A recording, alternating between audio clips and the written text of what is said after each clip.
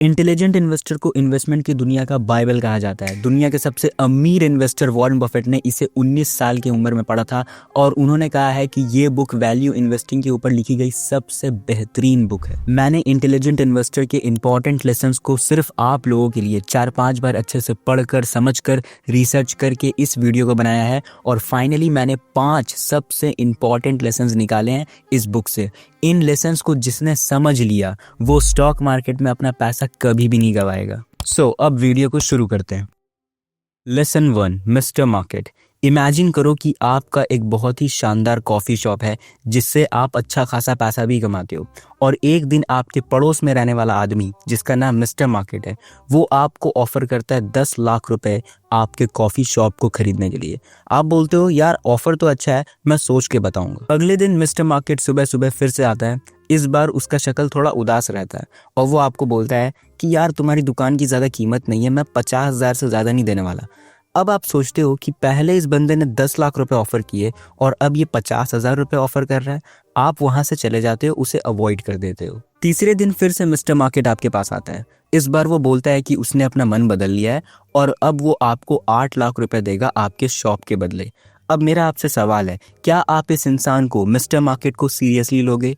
बिल्कुल भी नहीं। इनफैक्ट आप तो मिस्टर मार्केट को बोलोगे कि भाई अगली बार तब आना जब तुमने नशे ना किए हो। जिस तरीके से आप मिस्टर मार्केट को सीरियसली नहीं लोगे उसी तरीके से आपको स्टॉक मार्केट के डेली फ्लक्चुएशंस को भी सीरियसली नहीं लेना है। जस्ट बिकॉज मिस्टर मार्केट ने बोल दिया था कि आपके शॉप की वैल्यू सिर्फ 50,000 है तो उसके बोल देने से उसकी वैल्यू 50,000 नहीं हो जाएगी। बुक के ऑथर बेंजामिन ग्राहम ने यहाँ पर मिस्टर मार्केट के थ्रू स्टॉक मार्केट को ही रिप्रेजेंट किया है। स्टॉक मार्केट को आपको मिस्टर मार्केट की तरह ही देखना है। कभी मिस्टर मार्केट का मूड अच्छा हो सकता है तो वो पॉजिटिव होता है और कभी उसका मूड नेगेटिव भी हो सकता है। इन सब सिनेरियो में आपको बहुत ही समझदारी से खेलना है। आपको मिस्टर मार्केट के बदलते हुए मूड को अपने एडवांटेज में यूज करना है। फॉर एग्जांपल कोविड के टाइम पे 2020 में माइक्रोसॉफ्ट, अमेजॉन, एप्पल, इन सब कंपनी के स्टॉक नीचे जा रहे थे और उस वक्त जो लोग मिस्टर मार्केट के मूड से इन्फ्लुएंस होते थे वो लोग वहां पर बहुत ही ज़्यादा पैनिक में आ गए, डरने लगे।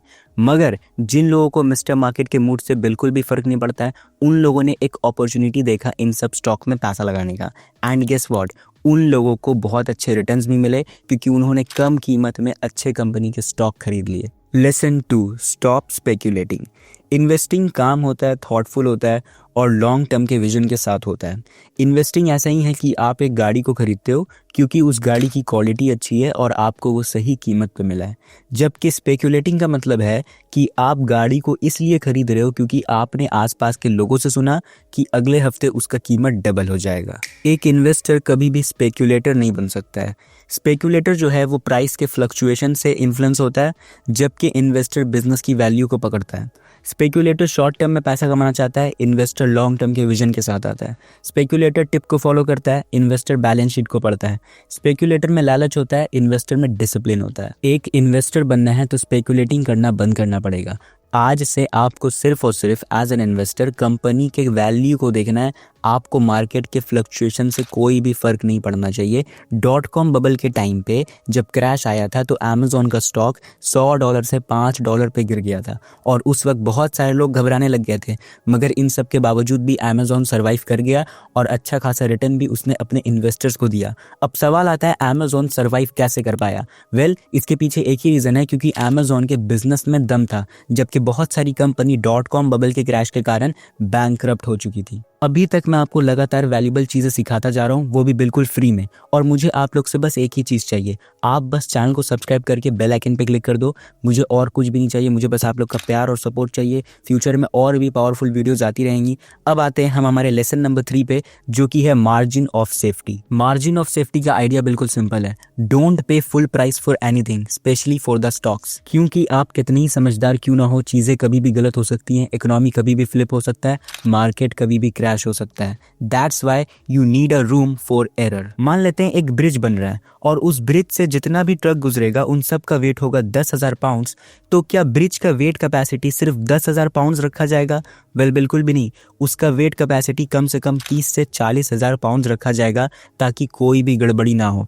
अब यहाँ पर ये जो एक्स्ट्रा एज है ना, यही है सेफ्टी मार्जिन। आपको यही सेम मेथड स्टॉक मार्केट में भी अप्लाई करना है। बुक के ऑथर बेंजामिन ग्राहम कहते हैं, a great company is not a great investment if you pay too much for the stock. अगर एक स्टॉक 100 पे चल रहा है तो आपको उसे 50 या फिर 60 पे खरीदना है, so that you can have a room for error. In case आपको कोई कंपनी बहुत ही ज्यादा पसंद है, आपको लगता है उसका बिजनेस काफी अच्छा है, पर उसका स्टॉक लगातार ऊपर भाग रहा है, आपके मन में फोमो क्रिएट हो रहा है, but wait, A great business at the wrong price is still a bad deal। Investment की दुनिया में किस स्टॉक में पैसा लगाना है, इससे ज्यादा इंपॉर्टेंट ये है कि उसमें कब पैसा लगाना है। Lesson 4, pick a side. दुनिया भर में 2 टाइप के इन्वेस्टर्स हैं, नंबर 1 डिफेंसिव इन्वेस्टर्स और नंबर 2 एंटरप्राइजिंग इन्वेस्टर्स।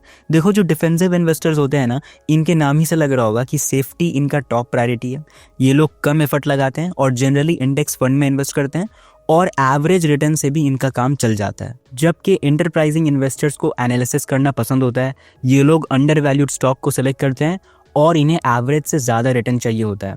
अब यहाँ पर ऑथर कहते हैं कि आप इन दोनों में से अपना एक साइड सेलेक्ट कर लो। अगर आपके पास स्टॉक मार्केट में देने के लिए ज़्यादा टाइम नहीं है, आपको रिस्क भी नहीं लेना है, एवरेज रिटर्न से आपका काम चल जाएगा, तो आप डिफेंसिव इन्वेस्टर बन जाओ। और अगर आप यंग हो, आपके पास काफ़ी टाइम है स्टॉक मार्केट के एनालिसिस में देने के लिए और आपको ज़्यादा प्रॉफिट भी चाहिए, देन आप एंटरप्राइजिंग इन्वेस्टर बन सकते हो। कुछ भी हो, आप दोनों में से एक टाइप के इन्वेस्टर बन सकते हो, पर आप बीच में नहीं लटक सकते हो। अगर आप बीच में रहोगे तो आप बाकी लोगों की तरह बर्बाद हो जाओगे।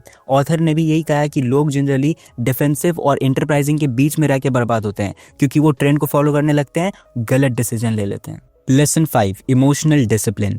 आपके इमोशंस दुनिया में आपके सबसे बड़े दुश्मन हैं। ऑथर कहते हैं कि एक सक्सेसफुल इन्वेस्टर और एक अनसक्सेसफुल इन्वेस्टर में एक ही चीज़ का फ़र्क है, और वो है इमोशनल डिसिप्लिन। मार्केट अगर 5% नीचे आ जाता है तो लोग उसे ऐसे ट्रीट करते हैं कि अब दुनिया खत्म होने वाली है, और वहीं दूसरी तरफ जब उन्हें अच्छा प्रॉफिट मिलता है तो उसके स्क्रीनशॉट वो सोशल मीडिया पर डालने लगते हैं। लोगों के अंदर लालच आ जाता है और वो फोमो में फंस जाते हैं। सबसे पहले आप मार्केट का नेचर समझो।